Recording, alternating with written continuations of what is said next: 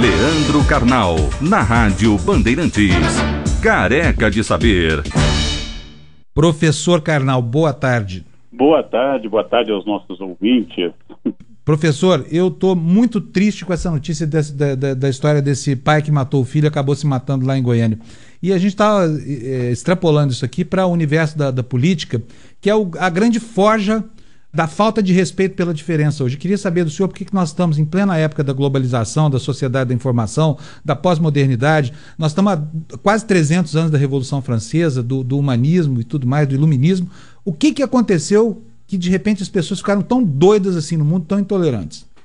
Eu acho que elas sempre foram, né? Mas exatamente a globalização colocou em contato pessoas muito distintas, pessoas que não se conformam mais em habitar um gueto. É uma velha teoria que exatamente quando você expõe a diversidade, é aí que surge mais a intolerância. Quer dizer, há mais chance das pessoas se odiarem quando os diferentes convivem, porque é um desafio para a estabilidade de cada um. Quer dizer, eu tenho que matar aquilo que me incomoda, eu tenho que agredir aquilo que me incomoda. Porque se não me incomodasse, se não dialogasse com algo dentro de mim, não teria problema nenhum. Então, é exatamente a globalização e a modernidade, lembrando que a Revolução Francesa inaugurou um grande banho de sangue na história, não um banho de tolerância ou de democracia. O terror da Revolução Francesa foi um banho de sangue. Exatamente a diferença que me incomoda. E isso é uma tradição, quer dizer, agora há pouco, em pleno 2016, uma prefeita da Virgínia Ocidental diz que não aguenta mais, e dá eco a um comentário racista nos Estados Unidos, uma macaca de salto, que é a primeira-dama, que é uma mulher que, além de inteligente, a primeira-dama nos Estados Unidos é de uma elegância brutal. Então, uma prefeita obscura do fim do mundo diz que não aguenta uma macaca de salto. Não é só a imbecilidade do racismo, é que realmente a Michelle Obama, com a sua inteligência, a sua elegância e o seu cargo, incomoda essa mulher obscura que já renunciou ao cargo, felizmente. Né? Olha, e mais, hein? Uma diretora de uma escola curtiu o comentário, né, professor? Quer dizer... Sim. Não, a imbecilidade é democrática, é preciso dizer isso. A imbecilidade é democrática. Agora, ela não professor, está a um grupo. Isso sempre existiu e as pessoas hoje se expõem mais porque a rede social está ali praticamente implorando para ser preenchida? Ou hoje os nervos estão mais à flor da pele por qualquer outro motivo, hein? O racismo o preconceito é uma realidade universal, o racismo é uma realidade do século XIX em diante, e as pessoas deslocam para isso exatamente a sua dor. Né? Como pensam os psicanalistas, uma agressão, por exemplo, homofóbica, é sempre o choque entre dois gays. Um que vive a sua sexualidade e outro que não consegue aceitá-la. Foi o caso daquele rapaz lá nos Estados Unidos, né? Que entrou no boate gay e saiu atirando contra todo mundo porque lembrando não se aceitava. Que ele havia ido a essa boate como frequentador diversas vezes, né? Se eu estiver bem com a minha esposa, com a minha namorada em casa, se eu estiver com uma vida sexual sadia e tranquila, qual o orifício preferido do vizinho não me perturba. Só me perturba no momento em que eu tenho dúvidas sobre qual o meu orifício preferido. Aí é que eu começo a ter esse desequilíbrio. Jamais me incomoda o que seja muito distante de mim.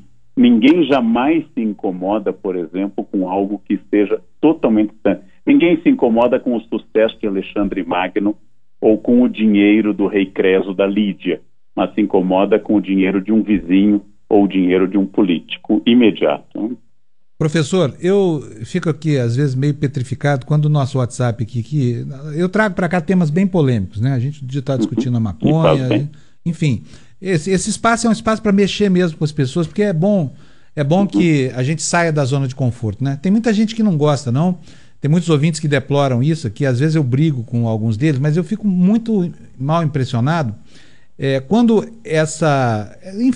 esse conjunto de valores que orienta a opinião de algumas pessoas diverge do da gente, e aí elas começam a desqualificar a gente a ponto de desejar, por exemplo, a morte, a demissão, a privação do pão, dos filhos, a desejar que a família seja molestada por um bandido, porque a pessoa A ou B defende uma posição mais favorável aos direitos humanos do que a média do pensamento hegemônico hoje permite. Como é que se trata essa grande doença social? Porque isso, no fim das contas, me parece uma sociopatia em escala industrial, não parece isso ao senhor também? Eu também gostaria de pensar, porque eu tenho uma inclinação similar à sua, de que a pessoa que tem o preconceito é uma espécie de sociopata. Na verdade, eu acho que é uma pessoa bastante comum, apenas é profundamente infeliz, mal informada, ressentida e com uma inteligência mediana. A capacidade de emitir uma opinião dessas demonstra uma inteligência mediana baixa. Não se trata de divergência.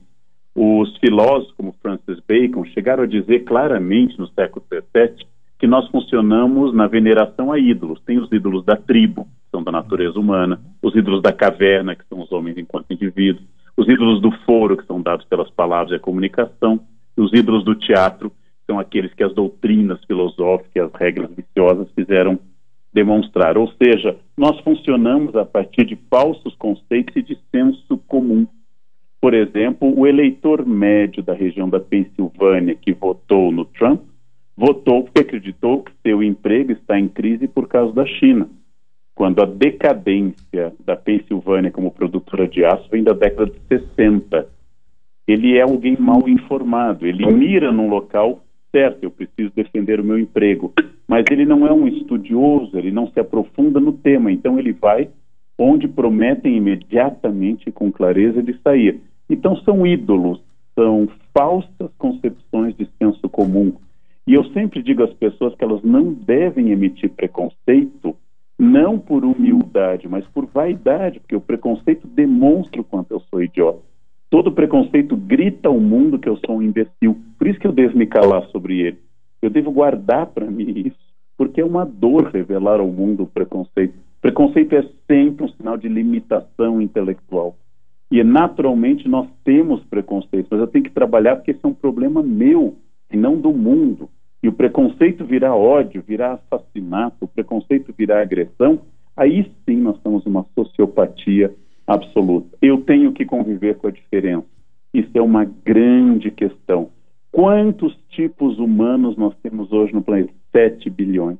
7 bilhões de pessoas totalmente diferentes quanto à melanina, quanto à opção sexual, quanto à orientação sexual, quanto à mobilidade. 7 bilhões de seres humanos. Ninguém é igual a mim. Então eu tenho que ter preconceito da humanidade inteira. Então, esse é um grande drama, é um drama contemporâneo que exatamente a globalização aumentou, porque antes as pessoas só conviviam com o que elas supunham ser iguais. Agora elas convivem com o todo.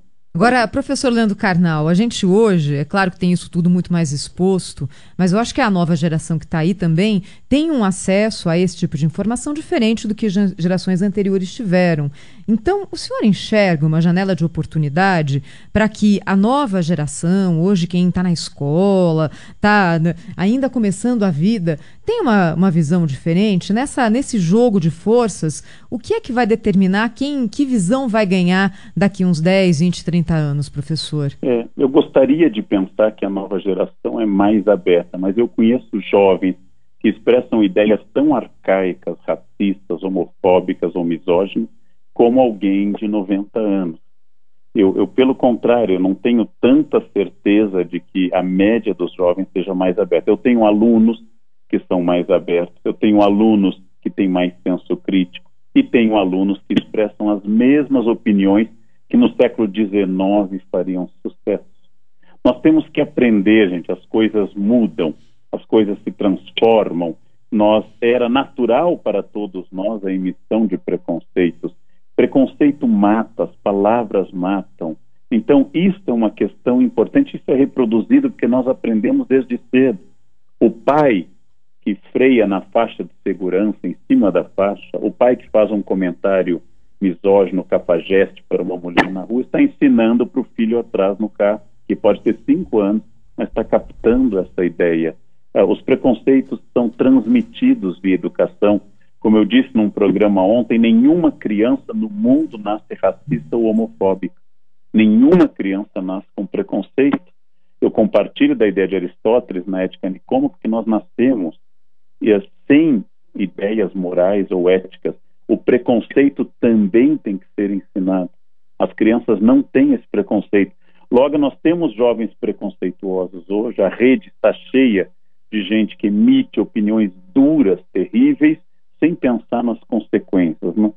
convívio com a diferença é a chave, e essa chave é um problema no mundo contemporâneo, como sempre foi. Nós sempre nos matamos. O século XX foi o século maior número de mortes de toda a história. Só a Segunda Guerra Mundial, 55 milhões de mortes, vários em genocídios durante a Segunda Guerra, como judeus, ciganos, homossexuais, comunistas, etc. Testemunhas de Jeová e outras pessoas. Ou seja, é o século dos genocídios. Isso é que nos formou. Não é a Idade Média que é o século dos genocídios ou a era dos genocídios. É o mundo contemporâneo, o mundo que nos formou. E os filhos deste mundo estão hoje no poder. São as pessoas hoje que nasceram durante ou após a Segunda Guerra, educados pelo mundo do genocídio. Professor Karnal, muito obrigado mais uma vez pela luz que o senhor acende aqui nas nossas cabeças, viu? E a gente se encontra aqui. Que dia que vai ser agora, Thaís? Na quarta-feira, né? Peraí, que dia é hoje? Que eu tô... Hoje é quarta-feira. Então na sexta. Professor, o senhor vê, a gente precisa, além de uma luz, precisamos de um calendário aqui no estúdio. Aliás, o calendário é determinado pela luz do sol, então está bem. A luz e o calendário serão na sexta-feira. Até sexta, então, professor. Um beijo, hein? Obrigado de novo, viu? Tchau.